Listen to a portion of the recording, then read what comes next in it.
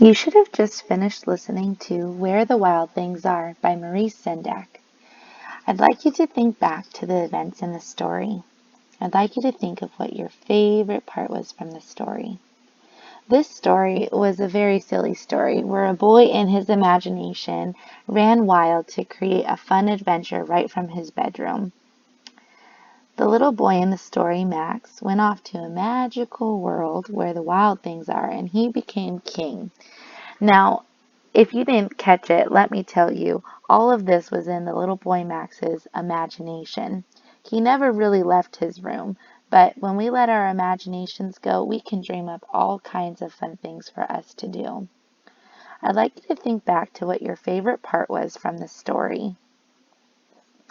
My favorite part from the story was when Max led all the wild things on a wild rumpus, and they were swinging from trees and roaring and snarling their teeth.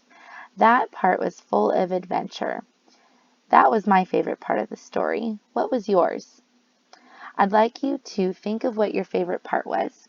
If you need to rewatch the video to hear the story again before you do this page, that might be a good idea. Once you have found your favorite part, I'd like you to draw the best you can what your favorite part was.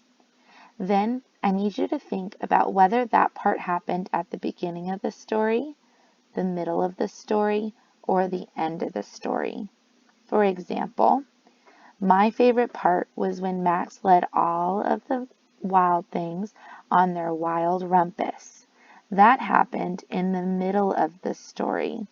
If I were doing this page, I would circle the word middle because it happened in the middle of the story. When did your favorite part happen? Was it at the beginning, in the middle, or at the end? When you're ready, go ahead and complete this page, making sure you write your name and number at the top and today's date.